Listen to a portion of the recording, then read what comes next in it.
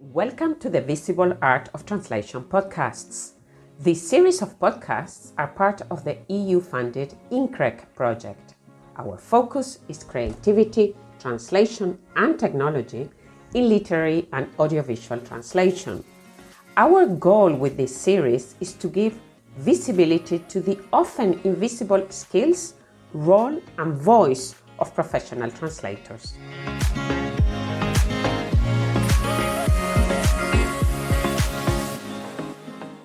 Hi, Addie. Thank you for coming to our podcast. Addie is an audiovisual translator.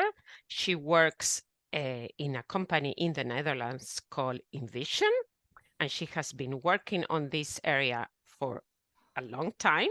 But I don't want to do all the introductions. I would like Addie to tell us briefly about herself. Thank you. My name is Addie Brand. I'm 41. I studied English at the Rijksuniversiteit Groningen, where I took several translation courses. I enjoyed these very much. So after the Rijksuniversiteit Groningen, I did a master in translation at the Universiteit Utrecht.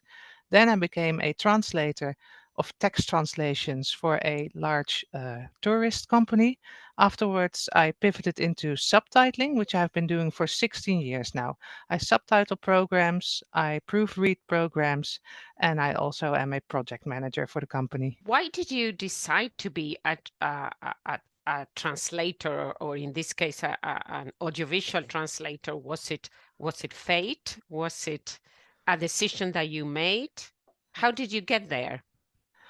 Well, a text translator, that was really a decision that I made because I really liked doing translation courses and also courses in medieval literature. But I felt that the chances of finding a job in translation were a lot bigger than in medieval literature. Okay. So that's why I started as a translator. But then after a while, I got a bit bored with the texts I was doing. And then I just saw a post somewhere that they were looking for audiovisual translators and they were also offering training. So I thought, why not? Let's give it a try. This is interesting that you say about being bored with some of the text translations that you were doing. I mean, I have had experience in doing a lot of software manuals, and I know that can be kind of monotonous. Hmm. What attracted you then to audiovisual translation? And Well, in this period of time, sorry, I have another question. From all the translations that you have done, which one have you enjoyed the most and why? well, audiovisual translation is never the same. Every program is different and offers different Yeah. challenges. When I started, I worked for a company that mainly did comedies and real life shows. And of course, comedy is such a challenging and rewarding thing to translate. It's so much fun. Like just a simple little thing. We were translating a show, and the host would show a small clip, and then he would just use 2 minutes to create puns about the clip he just showed the viewer. Like there once was a lady who hit a bicycle rather hard while riding with her private parts. So really painful. But then he spent 2 minutes uh, telling people what had happened in alliterative puns. So in Dutch, we also had to come up with 2 minutes of alliterative puns for just a simple act of hurting her private parts. And the entire company got in on it and just coming up with enough alliterative phrases that we could use. And that was just so fun to do, even though it was just such a small part of our day. But yeah, we just laughed ourselves silly. We were quite young back then, in our 20s. And well, other things we did. We did a very large course for the Rijksmuseum on the art history of the Netherlands. And that's also great about subtitling. You can learn so much from the programs you're Yeah. subtitling. It was so interesting to do this course about all the different ages of art in the Netherlands. Um, Other things we do a lot are trailers for the National Opera and Ballet, for Dutch National Opera and Ballet. And it's just great to look at those dancers, those singers, see what they can do, and make sure they're known in the world, make sure their shows are known in the world. that they draw a large audience. So those are all different aspects of subtitling that are great. Sometimes it's funny, sometimes you're learning great, interesting things, sometimes the shows you're seeing are very profound. And that's what really attracts me to subtitling. And is there one in particular that stands out from the ones that you have worked on? Well, the Rijksmuseum courses were really, really interesting. Something else I did recently was a documentary about mothers who regret having children. That was really Mm. impressive. And I proofread the subtitles, and it was just, well, really interesting and really impressive to see. Or more informative shows, like there's a Dutch show called Focus that we always subtitle that just showcases new developments in science. That's also great, and they all stand out in that way. And when you say you subtitle in these cases, is it from another language into Dutch, or are they, as we call, intra subtitling within the same language? For the Rijksmuseum, it was both. We did Dutch into Dutch, and we also translated into English. And I Okay. proofread mostly the Dutch into Dutch. The ones about mothers who regretted becoming parents, I proofread the Dutch into English subtitles. The comedy shows were always English into Dutch. So Okay. all different kinds of All subtitling. different kinds. Yeah. And you mentioned challenges, and you mentioned here how much you enjoyed as a team, which is also an important aspect, I think, of translation, how much the teams, even if you're a freelancer, play a role on this. Um, and and even if you enjoyed it, but there were certain challenges to translate all, in this case, the private parts of this person cycling. Mhm. But what are the main difficulties that you find when subtitling and translating in general? Well, subtitling, it's very important that you make sure your sentences aren't too long, that the translation is condensed. And that can be really, really difficult because, well, very small example, I once did a comedy show and someone shouted at someone else, dirty scab, because he was crossing a picket line during a strike. Well, in English, it's three syllables. In Dutch, in order to translate dirty scab in this context, you would have to say vuile stakingsbreker, which is six syllables compared to the English three. Well, you have less room to subtitle than you have to speak. People can listen faster than they can read. So then it's a challenge to see how am I going to fit this in? Is there somewhere I can take extra space for my subtitle? How am I going to give this the right timing? And that's very important in subtitling, that you make sure that your translation is condensed, but still is true to the show you're subtitling. So yeah, that is very interesting. I about these constraints of a space in subtitling that we don't see in all types of translation. Mhm. So, in your opinion, what makes a translation outstanding in audiovisual? When the viewer doesn't really notice the translation, it enables them to understand the program they're watching, but they're not annoyed by it. They're not thinking like, oh, they did this wrong, they left that out. And especially with comedy, when they also come up with a good translation for jokes. So the jokes in the subtitles are also funny, puns are also included and not left out. And what also makes an audiovisual translation outstanding is if every viewer can read it. So they have taken into account all the constraints. The reading speed is great. I think that's very important for audiovisual translation. And do you get feedback from viewers? Uh, these days, not as much. A few years ago, people would occasionally call and give us feedback. But nowadays, no, you don't hear as much from viewers, except of course on birthdays when people hear what kind of job you're doing. Then sometimes they do complain, but then usually it's about a show you're not involved with, unfortunately. Always blame the translator. Exactly. No, we do get feedback from, well, the people who make the shows, the director, for instance. The other day, I had a call with a director who wanted to change some subtitles, but also wanted to make sure that they would actually fit, that the reading speed would still be great. So we just had a call for almost 2 hours and just went over the subtitles together. And I gave suggestions, he gave suggestions, and we worked together to create the best subtitles. Yeah, this is becoming increasingly important for the authors as well, I imagine, for the creators of these art pieces in a way. Yeah, and it especially happens with the independent documentary makers. They quite Mm. often want contact with the subtitler or the proofreader, and they really discuss it with us, and we work together to create the best subtitles. In translation, as you know, the project that we are involved in, the Incorrect project, deals with creativity. So I wanted to ask you, how would you define creativity in this audiovisual translation process? Oh, that's a very difficult question. I think it would be playing with the constraints, creating the best possible translation within the time constraints you have as a subtitler. I think that's a very large part of the creative process for subtitling. So it's not only coming up with an idea, but then that idea fits the timing of the subtitle.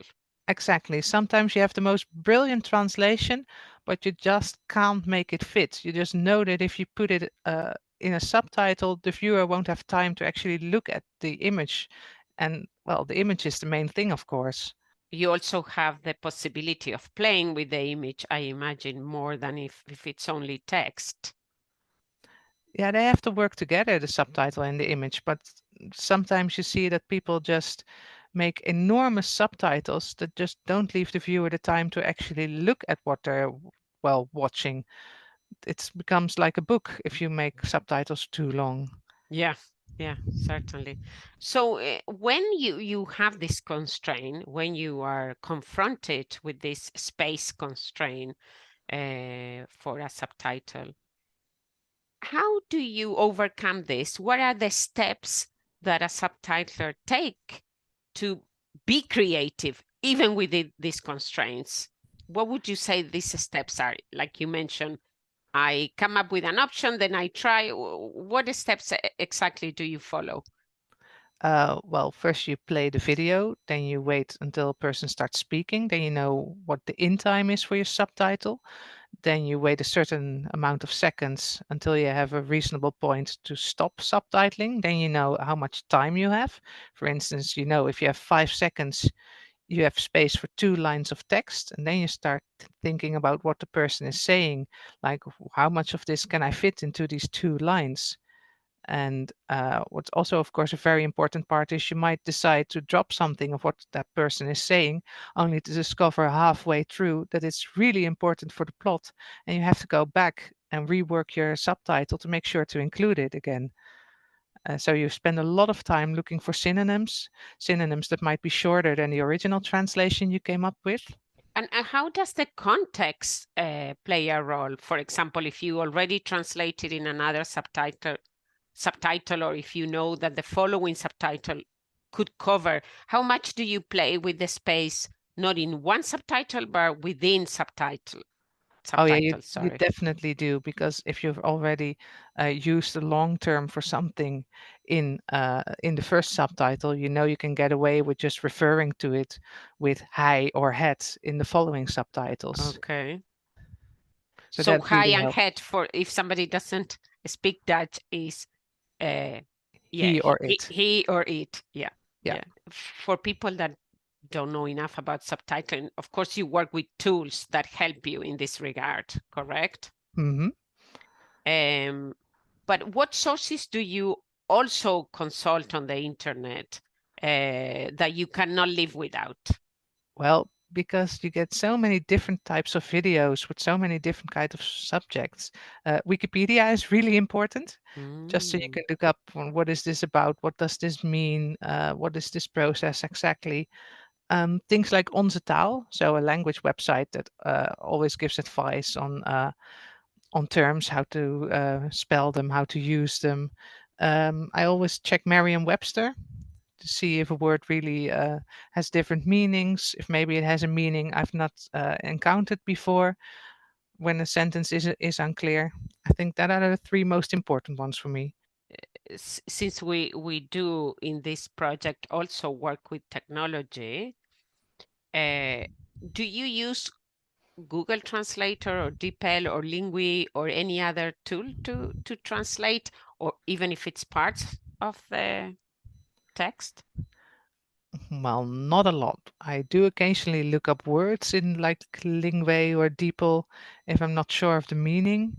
And Google Translate, well, sometimes when you have a language you're not familiar with and the Okay. client has already sent in a translation, sometimes Google Translate can help you with placing it. Like, I don't know, maybe someone is speaking Twi, that's a language in Ghana, and the client already has a translation for it. You can use Google Translate because it also has a audio part to see where exactly this is being said and where can I place the translation the client has already sent me. So you use them more either for a third language, a known third language, Hmm. or do you use it for disambiguation of terms at all? Or Yeah, exactly. okay, okay. So Well, during a preparation phase, or would you say when you are reviewing after you have done your own translation?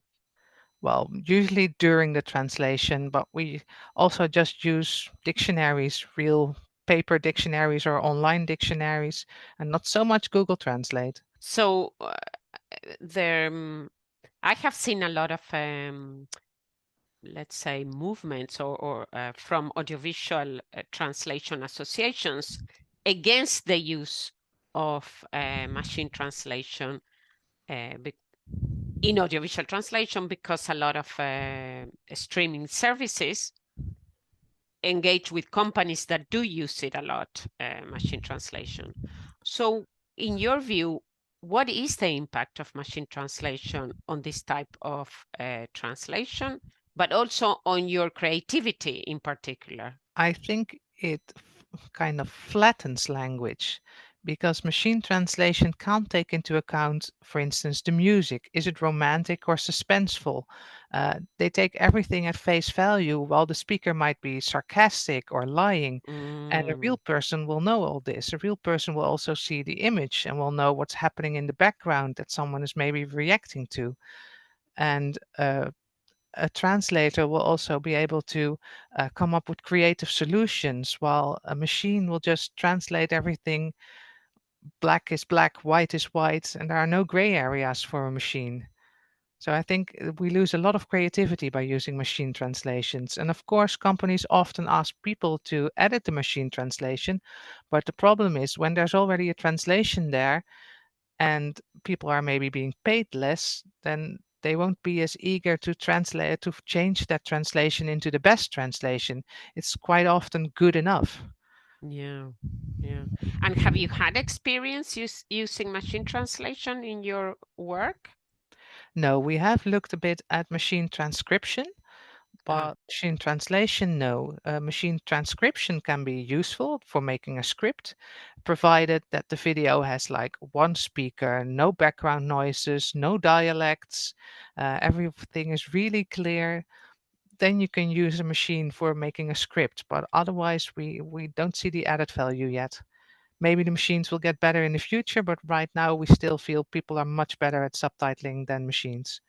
yeah, yeah, yeah. And overcoming these challenges that you explained earlier, that the machine might not be able to identify even as a challenge, right? Exactly. They don't understand the constraints. I have looked at machines, and you can, for instance, tell them that you can't use more than 42 characters. But what that means is that the machine will flag, look, I have more characters, and the person will still need to change everything. Yeah, That's, yeah. yeah, So I yeah. don't think that's really an advantage. A lot of fan subbing, people that like a TV series from another country, not yet available in their own country, and sometimes they download the script in a language, the SRT files, for example, and Hmm. then they use a machine translation to sort of guess it says, and you upload then in your language. Or what do you think is the reading experience for these different viewers if, say, for example, is translated by a professional or is post-edited by a professional? So the machine translation is corrected by a professional, or you use directly the machine translation. I How do you think the experience will vary? I think the ones that are created by an editor, by a professional, are much easier to read, because when you just take all the text someone is saying and just translate it one on one, it becomes such a long subtitle. There's so much of it that it becomes really difficult for the viewer to just read the subtitle and also enjoy what's happening on screen. They'll be spending so much time reading that there won't be a lot of time left to actually watch what's going on. Plus, the fact is that the machine will also be very literal. So someone might use an expression and the translation will be so literal and not at all like you would normally say it in Dutch or English. Yeah, we did an experiment on audiences watching a telenovela translated into from Spanish into English, and the machine translated version, the user experience was indeed significantly lower. Also because pronouns and anaphoric elements are not carried through. So suddenly you have a character that is a she, and then but in scene four is a he, so. And what do you think of the post-edited version, if professionals post-edit the machine translation?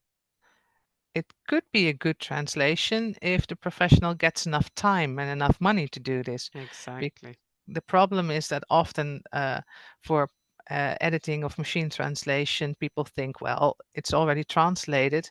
You'll only have to spend a little time on it. But Mm. that's not really how it works, because you have to look really closely at what's happening. Because when there's already a translation, it can become quite easy to just think, oh, it's okay. But especially when there is a translation, you have to look even closer than when you're translating yourself. Mm.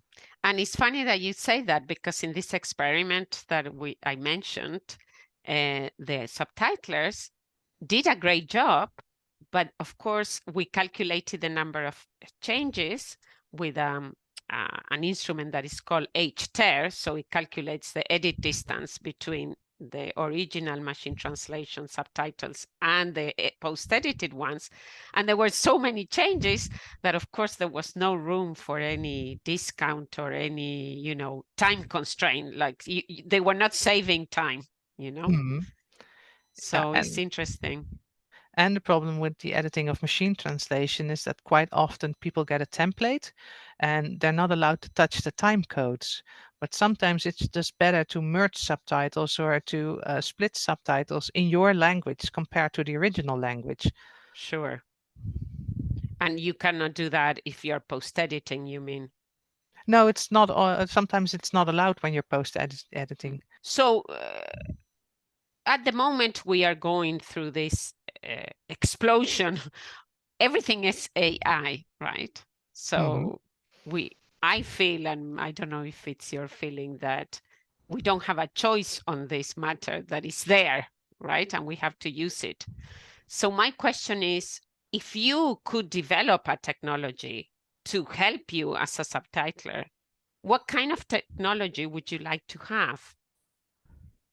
Well, this is a very, very small thing that I would like, but we work a lot for museums and they often have subtitles that contain two languages within one file. So a spell check that can actually differentiate between the two languages and check both of them, Mm. that will be great. Or three languages or four, or but right now you just have to say this is in Dutch and all the English will be marked as wrong. So it would be great if you could just have a program that kind of sees what language it is and checks the right language within one file. So it's a very small wish, but that would be great. And have you tried these large language models by prompting them, I have 3 languages in this file, can you spell check it for each language?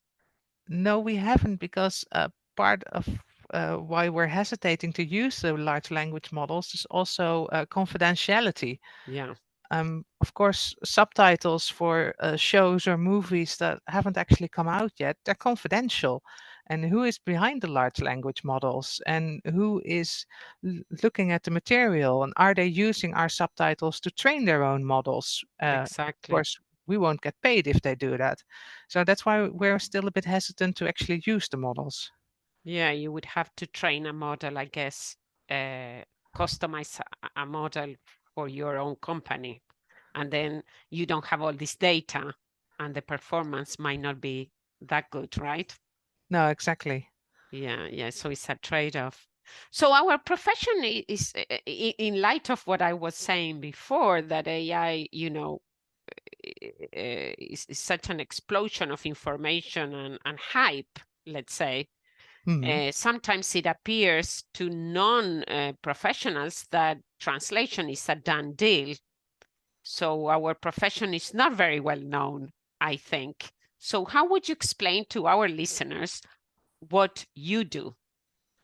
As an audiovisual translator, I enable viewers to understand audiovisual material in languages they do not know, or when they are deaf or hard of hearing, we make sure that they can understand both the spoken words and the sounds that the audiovisual material contains that are important for the storyline.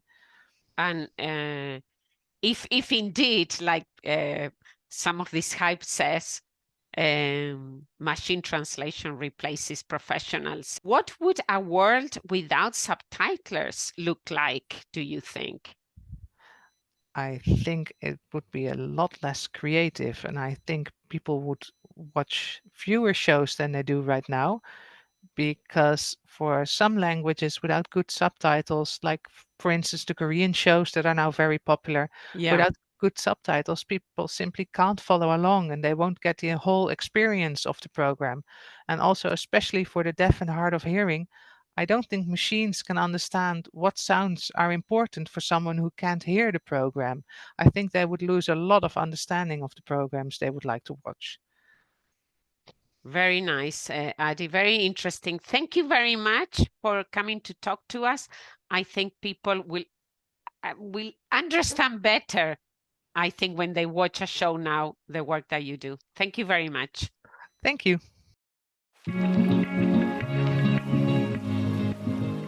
Thank you again to our invited speaker, and to our listeners.